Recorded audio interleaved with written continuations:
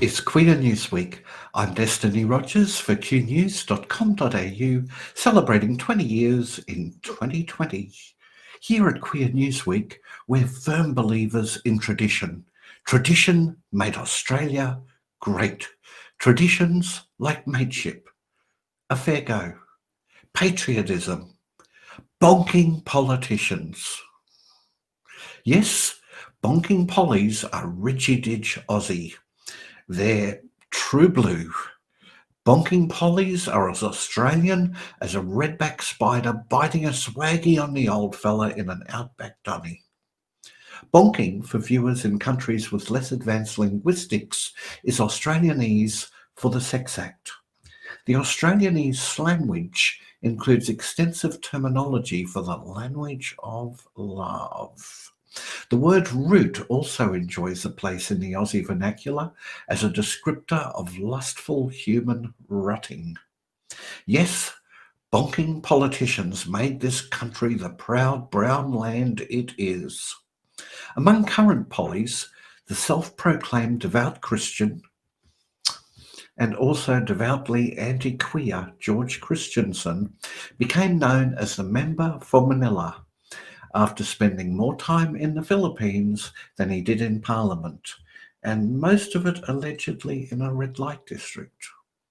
Then there's the former Deputy Prime Minister, Barnaby Joyce, Mr. Family Values, Mr. Say No to Same-Sex Marriage, Mr. Lost his job after it turned out his red-faced defence of the sacred institution of marriage consisted of a staffer and leaving his wife and children for her. And because language evolves, that gifted us a new word, the beetrooter. The sex scandal is a wonderful Australian political tradition. Has any other country ever had their Prime Minister go to the beach with his mistress, dive in the surf for a swim, and not come back? No other country can claim that. The next Prime Minister was a very good Prime Minister, but a notorious adulterer. But John Gorton was deposed by probably our worst Prime Minister ever, the closeted silly Billy, Sir William McMahon. McMahon told everyone who'd listen about Sir John's womanising, while his own incessant manising continued unabated. Now, here at Queer Newsweek, we respect the right of pollies to keep their sex lives and sexuality private, except when there's hypocrisy or corruption involved. In Australia this week, the 50-year-old unmarried Premier of New South Wales, who sold herself as a hard-working goody-two-shoes, able to dedicate herself to the job because she didn't have the distraction of a relationship, admitted she conducted a secret 5-year affair with a married member of her government. He left Parliament 2 years ago over allegations of corruption. However, Premier Gladys, pure as the driven snow, continued the relationship and only stopped seeing Daryl Maguire after the state's independent commission into inquiry called her into a meeting a few weeks ago. Taped phone calls between the pair showed the man constantly harping on about his money problems and deals he was working on to solve them, deals that a member of Parliament should not have been making. Despite some suspicion she's not as blameless as she makes out in all of this, the Premier does deserve some sympathy. Who hasn't been taken advantage of by some money-grubbing arsehole? They use us and toss us aside. They wring out our hearts like old rags. Instead of sweet nothings whispered in our ears, we have to listen to non-stop get-rich schemes and whinging. On and on and on they go. I've seen them a million times. They say everything can be replaced. Yet every distance is not near. So I remember every face of every man who put me here. Sorry, I got a bit carried away by the spirit. I thought I was Gladys for a minute there, but thanks, Bob Dylan, for the lyrics anyway. The inquiry heard taped phone calls and saw text messages exchanged between the pair.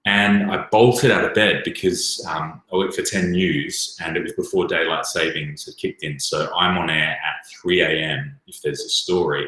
So I had an hour and a half to basically go from sleeping in bed to outside the front of the White House in a suit and tie. And mind you, I set up my own camera and do my own live shot. And it's quite hard to get an Uber at that time of the morning. So it all worked out. I got there 10 minutes beforehand and was the second journalist in the world outside the White House reporting. Which was crazy. And that week was just a blur. I mean, taking a step back and looking at where America is, it's just so divided and toxic and crazy at the moment. And you just can't have a civil conversation with people, and people come up to me and want to chat because they see the camera.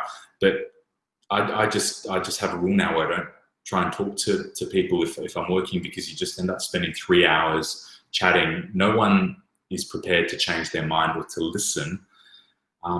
So yeah, the feeling is there's 3 weeks to go until the election. Donald Trump is behind in the polls, but that was the case last time. So for those who don't support him, I think there's a bit of fear that, will he be able to pull an upset again? So it's just kind of everyone's holding their breath really to see what happens. Check out the full interview with Eamon Ashton Atkinson at qnews.com.au from tomorrow, and follow the link to find a screening of Steelers at a cinema near you.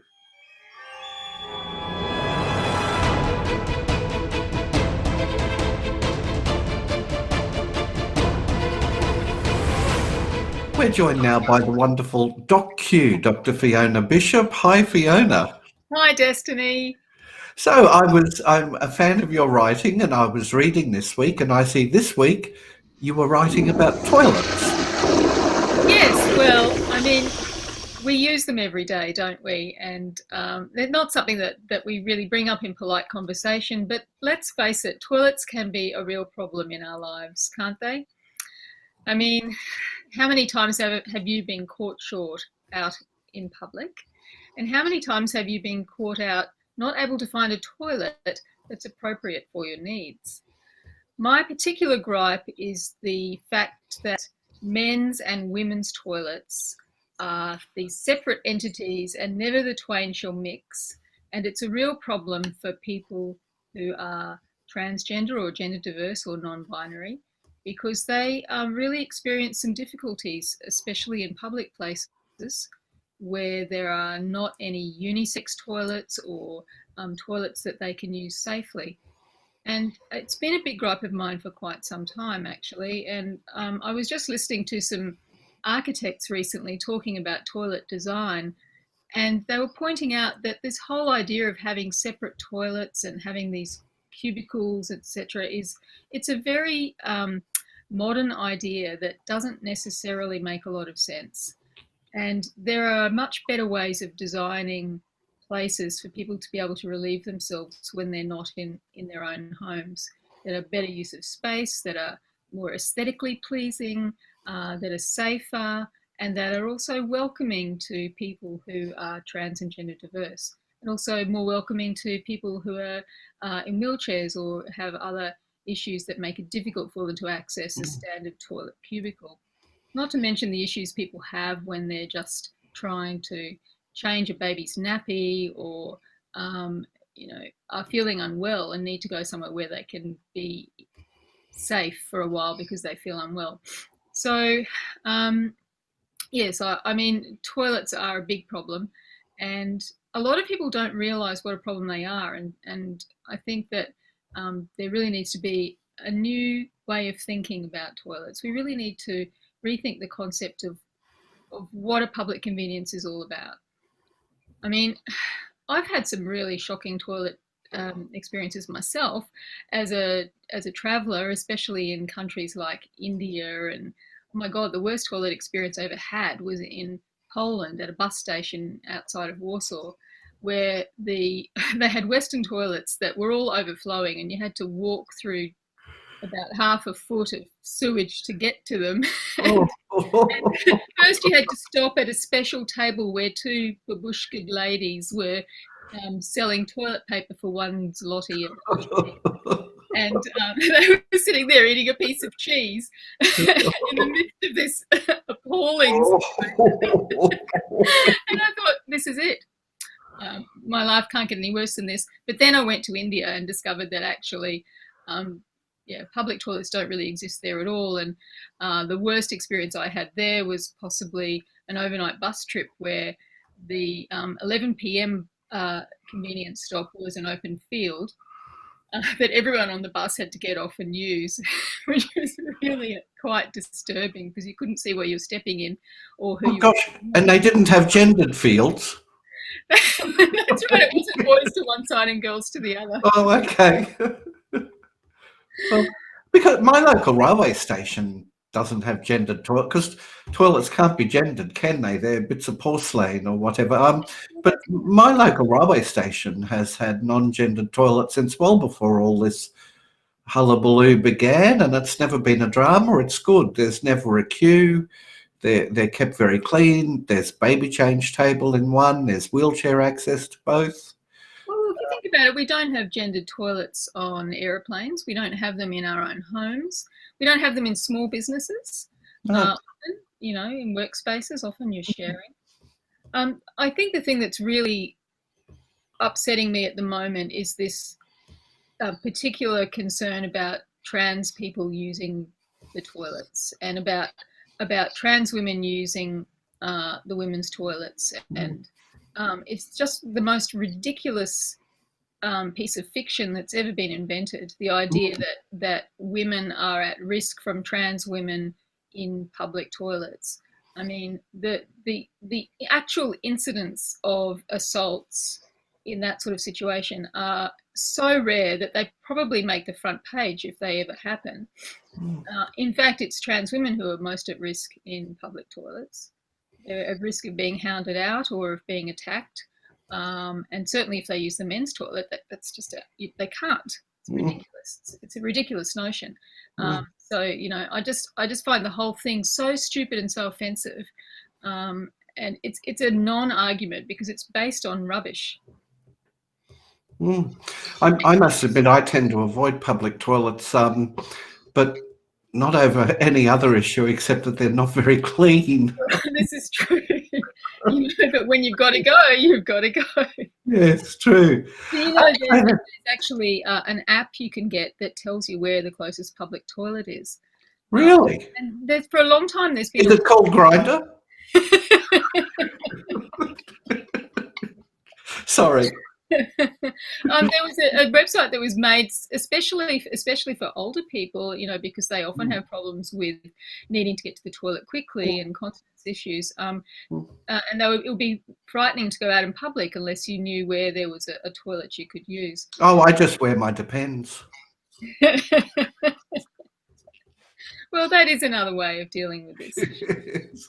So, on another subject, COVID. We haven't talked about this for a long time because basically Australia has dealt with it quite well in most areas, particularly here in Queensland. But I was at the shops the other day and a strange man spoke to me, which is not something I'm accustomed to. It's like, you get people who complain that you get older and you're chubbier and a woman wearing glasses and you become invisible. And I'm like, yes, hella fucking blue, I like becoming invisible. But this bloke constantly talking to me, I don't know why, but he asked me about the election, and then he said, and what do you think of this year's flu? And I was like, oh God, how typical. Someone speaks to me in public, it's a lunatic. But, so we have done very well here in Queensland. What do you think? How should people be behaving at this time in Queensland and Australia with COVID? Well, I think it's very, very easy to be lulled into a sense of it's all fine now and we can go back to living life as we did before.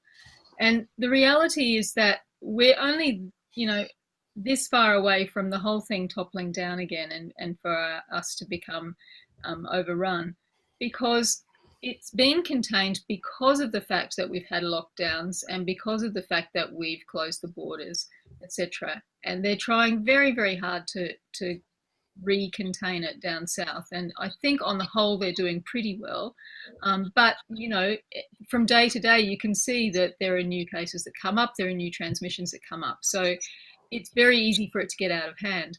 And just today, Queensland Health was sending out notifications about people who'd been to places in Cairns and some cancer clinic in Townsville, which is a bit of a worry, and, you know, various other places. So, you know, there are still people who have COVID who are making it into the state, either because they didn't know they had it, they didn't know they'd been exposed. So it's mostly travellers coming in, and we're not seeing local transmission at the moment here.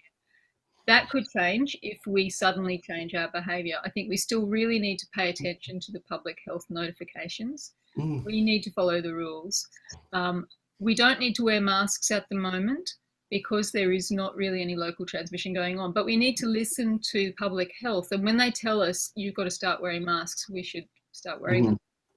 And I see a few cases have come up of people catching it a second time. So the idea that was around before that once you caught it, you would be immune has proven not to be true. Yes, and the most recent case was someone who the second time, and it was definitely a second infection, not the first infection that hadn't gone away.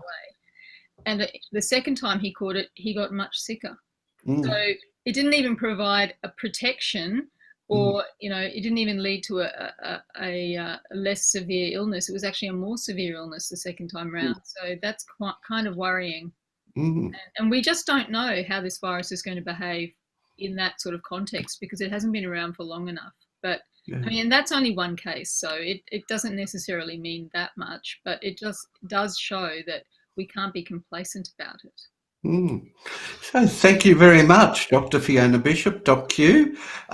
We'll put up the link to Fiona's article so you can read more of her thoughts about toilets. And of course, she'll be back. Last issue of Q News magazine was about syphilis. So don't forget, as Fiona said, get tested regularly. It's still an issue. And there'll be a new article in the next issue of Q News magazine out mid-November. Thank you, Dr. Fiona Bishop. Thanks, Destiny. Good night. Good night. That's Queer Newsweek for this week. We'll be back next Friday. Don't forget, like and follow us on Facebook, like and subscribe on YouTube. And for constantly updated queer news from Australia and around the world, check out qnews.com.au. Queer Newsweek, we're here, we're queer. And with Christmas coming up, we'd like to leave with a Christmas message from Mrs. Melania Trump. I'm working like a ass my ass off with Christmas stuff that, you know, who gives a about Christmas stuff and decoration, but I need to do it, right? Yeah, but 100%. You have no choice. And then I do it, and I say that I'm working on Christmas, planning for the Christmas, and they said, oh, what about the children that they were separated? Give me a break.